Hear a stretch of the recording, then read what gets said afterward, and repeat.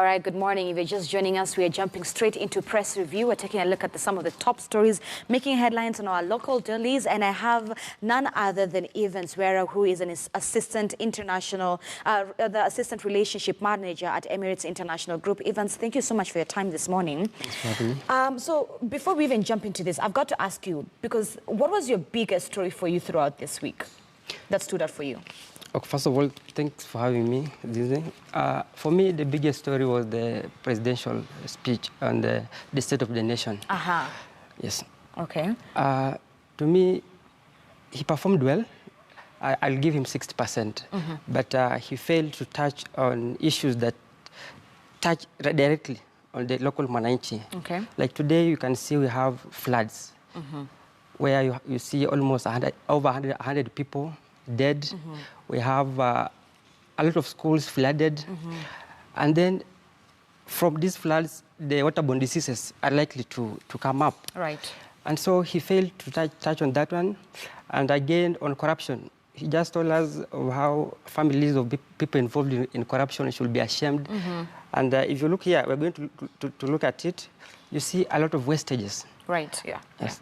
All right. So Evans had made a key point, because on our standard, the Saturday Standard newspaper this morning, our biggest story is presidency blew about 2.5 billion Kenyan shillings in about 6 months.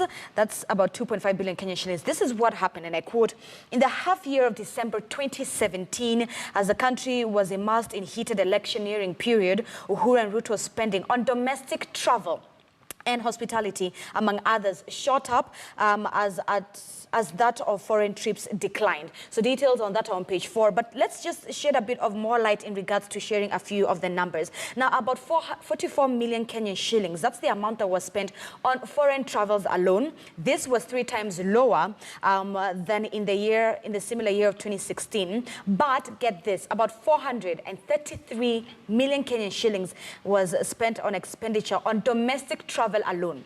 433 million Kenyan shillings. This was more than double in the spending of the half year to December 2016. And of course, there are more numbers there that are highlighting that 2.5 billion Kenyan shillings. 45.6 million Kenyan shillings was spent on rentals and rates on building offices here in Kenya.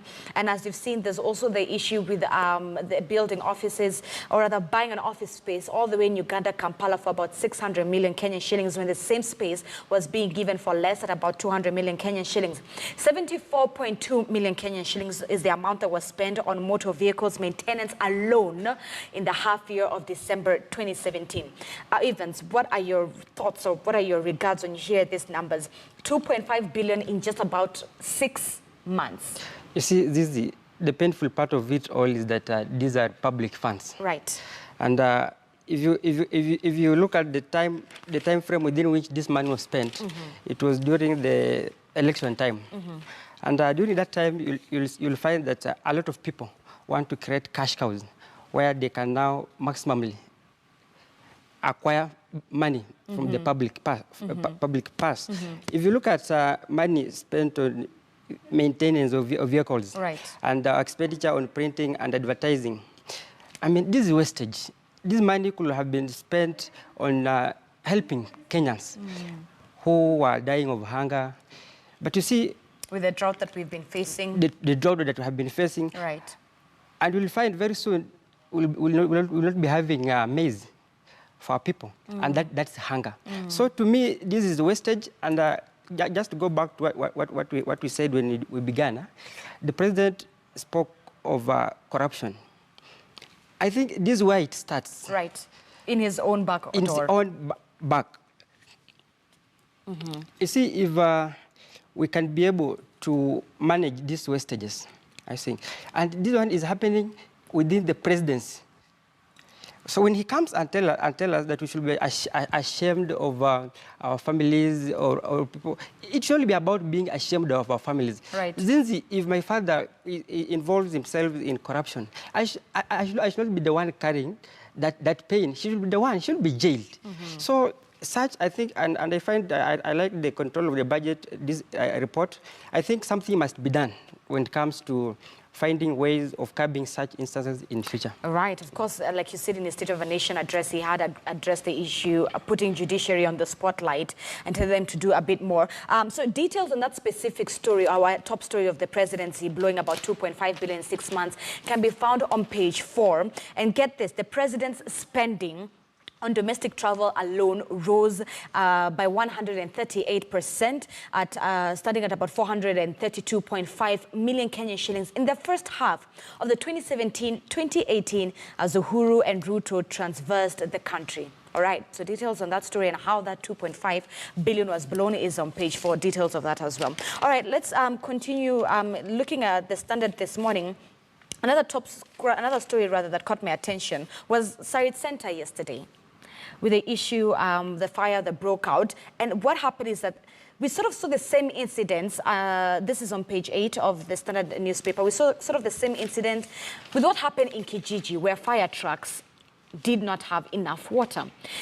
Evans, what are your thoughts on how Kenya responds to evacuation and emergency? I think it's very unfair. It's very unfair. What I know is that all of us are equal before God. Right. And if you see what happened at Langata when there was a fire outbreak, it took a lot of time for the firefighters to go. And when they went there, I mean, how do you go to fight fire and yet don't have water? But here, you'll see this water was put out within a short time. That shows as how, let's say, those people in authority view some of Kenyans as being lesser children of God, which is very unfair. And I think the concerned authorities should also look into this one, because this one now sends a very bad message to the local mwananchi. And to make it worse, the one in Langata, it attacked people, the residents where people live. And their property. And this one, I want to believe this is a Sarit Center where we have businesses. This one shows you how people view life compared to property. Right. I think life is more sacred. Yes. Let's go to page 10. Still on the Saturday Standard this morning, the state at a loss as floods wash away costly infrastructure events. Now, the thing is, number one, we've seen a few majority, if not so, of schools having to start their second term a bit late. We saw what happened earlier this week when 2 children, about 6 of them, fell into a pit latrine in Nakuru. 2 of them were seriously injured. The rest survived with a few injuries. Other places across the country, mudslides have been happening. This is now comes at a time when the students are getting ready to go back into school for their second term. Such dates have to be postponed. One, for the sake of the security of the students as well, of the pupils. And also, number 2, how it is that we as Kenyans do not prepare adequately for rain. The weatherman told us that this was going to happen. Last year was a very dry year. We were expecting rains. But as a country, as a nation, we never prepare for the rains.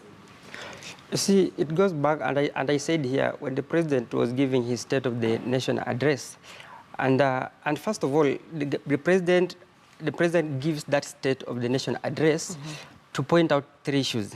The programs that we have put in place in realization of our national values, and 2, the programs we have put in place in realizing the obligation to the Republic, and 3, the state of the security.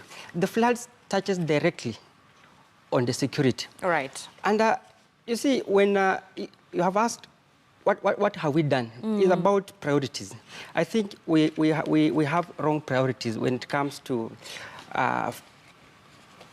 meeting such issues like floods in our country. And if we could stop our wastages and channel that money to the right purposes, I think we shouldn't be having such floods. And in 21st century, Zinzi, we should be having people being displaced, schools being marooned. And building infrastructure on water catchment areas. That's another thing. You cannot bribe Mother Nature. I think it's just having the wrong priorities. And you see, the problem with us, those people who are put in these institutions, when they get there, they want now to use this opportunity for selfish gains. They don't want to. We have a disaster management department in this country. They should be able to answer questions, because these things, they know them in advance. Right. What have they done?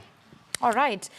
Quickly, let's just take a look at the Daily Nation. Of course, for them, their top story is that visit that we saw between Deputy President William Ruto, who was supposed to go visit Moi, but that did not happen. What were your thoughts on that? Because apparently it clashed with Daniel Arap Moi's medical schedule. This was funny, because and it comes at a point where we are having handshakes, and this one I called it a botched handshake. Right. And for me, I will say that three scenarios might have played out.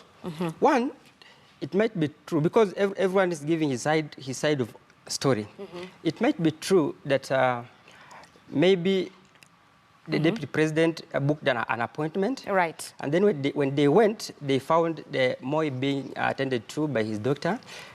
Two, it might have been that maybe they booked an appointment without the consent of Gideon Moi, who is a very key player. Exactly. And then, so when they booked out without his consent, he had to say no. Or three, Moi could have said, you can't be denigrating my son or belittling my son the whole day. Then in the evening, you want to come and say, hello. I mean, this is what he says, and the reason why the Saturday Nation ran with this, he says why we blocked Ruto, what Moi men say. Those who want to meet Mr. Moi must ensure protocol is observed. People meet the retired president every day because there is nothing private about his life. The DP arrived at a time when Mzee was being attended to by his doctors, and for us, that was of paramount importance. Details on that specific visit and what KANU leaders had to say about it as the Deputy President William Ruto breached protocol by appearing at Kabarak unannounced for a meeting with former President Moi, but DP's supporters also claim that it's a scheme to derail their leader's march to status and vow to fight it to the bitter end. Page 4 of Saturday Nation, that's where the details are. Evans, quickly, I just wanted to get your thoughts in regards to world press freedom and how the government, because that's what was one of the things that President Uhuru Kenyatta did not touch in the State of the Nation address.